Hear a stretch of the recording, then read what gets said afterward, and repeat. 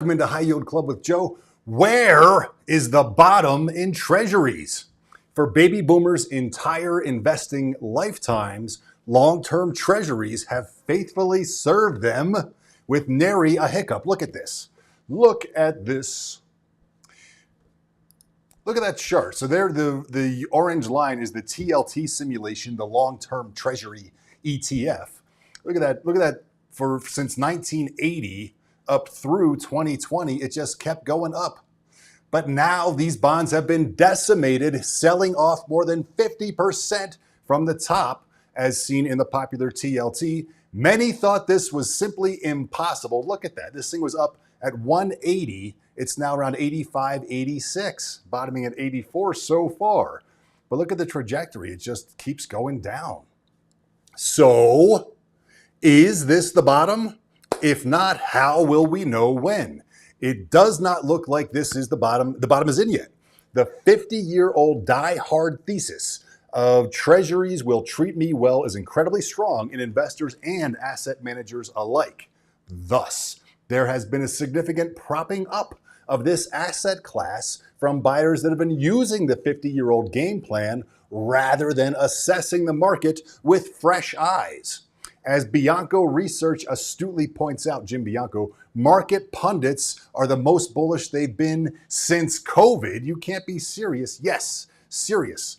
Look at that. So there are 57% of market pundits are bullish on bonds only because prices keep getting better, or because the yields keep getting better because prices keep getting destroyed. So, okay, fine. But so the idea is the mantra of automatic good times in treasuries is alive and well. There has been no capitulation, to say the least.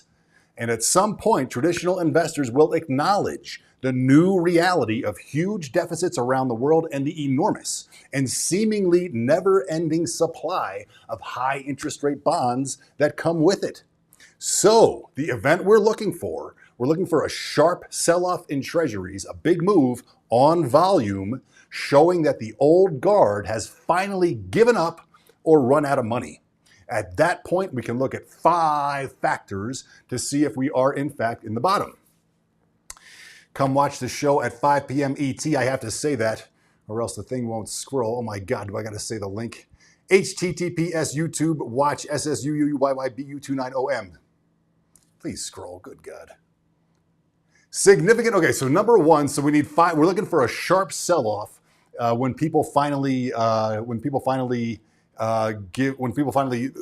old game plan people finally give up. So a sharp sell-off then on volume. And so is that then the bottom when we get a sharp sell-off? When we get a sharp sell-off, we're looking for 5 things. The first thing we're looking for is, number one, a significant outflows from treasury funds. So just as in the sentiment chart that we see right here, fund flows show that no one has changed their mind yet. That would mean some big red bars. Nobody's changed their mind. Look at this. The fund flows, this goes up till Friday.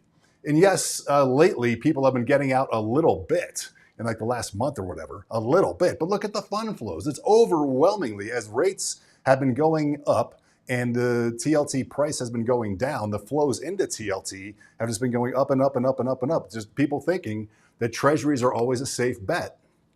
Okay, so anyway, there's been no capitulation, to say the least.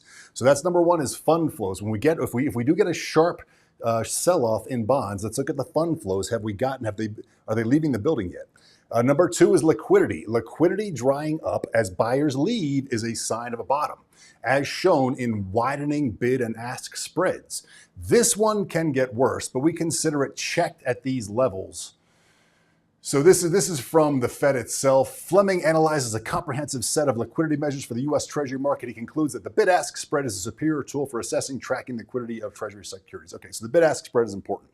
Okay, so and then we can see that the bid-ask spread already got obliterated. So the thought was that the Treasury market has so much liquidity, you'll never run out of buyers, but already shown by the bid-ask spread as rates have gotten higher, the bid-ask spread has already widened. So this one can get worse, but we consider a check at these levels as supposedly endless liquid treasury markets has already been exposed. Number 3, key technological and psychological levels. A great chart. Let's get it up there for you. The TLT has already broken right through prior support levels. Look at it go. So it was up here, it topped at 180. I guess that was an intraday thing. So 167 down through 125, down through 100. And now we're at 86 here. The next support level is 81 back from like 2014 and 2012. If it goes through there, we've got support at 64 back from like 2010 and before that. And then the next one is 58 back from like 2004. So $81 is a big test. Next stop, $64, then 58. Economist Luke Groman sees the Fed stepping in before the TLT hits $70. At that point, TLT is a virtual 6.2%. So we've got these prior support levels as possible key technical or psychological levels. Luke Groman thinks that $70 is a key level for the Fed. That's a 6.2 yield. Jamie Dimon, biggest bank in the world, JP Morgan CEO Jamie Dimon, says 7% is the worst case scenario. Now, presumably he means the popular 10-year rate, which is the most popular one used for funding. 10-year treasuries are currently priced at $47.97 with a yield of 4.8%, 4.804%. So at $32.92, that's a 7% yield. So 10-year treasuries need to drop 31.4% so a 31.4% drop for the 10-year. If the TLT drops 31.4%, it will be at 58.16, right at that 58 support level, right at its lowest support, with a virtual 7.4% yield. These levels are arbitrary on one hand, but people are emotional and irrational, and some of these key levels are likely to be big for market participants. Number 4, volatility.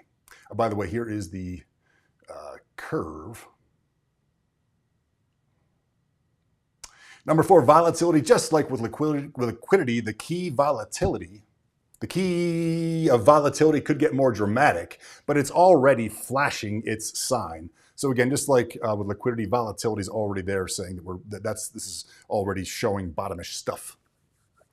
And then number 5, and perhaps most importantly, non-traditional Fed economic data and global events. So we expect that the only thing that can slow this train is non-traditional Fed policy, buying up of gobs of treasuries to lower the government's financing costs, trading economic pain for inflation pain.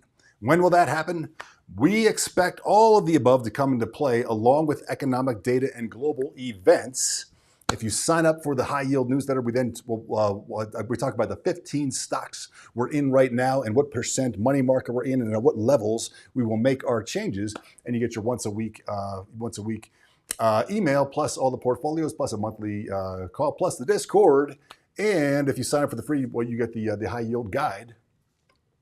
All right, great to see you guys. I will see you in the Discord. Have a great night. See you in the Discord.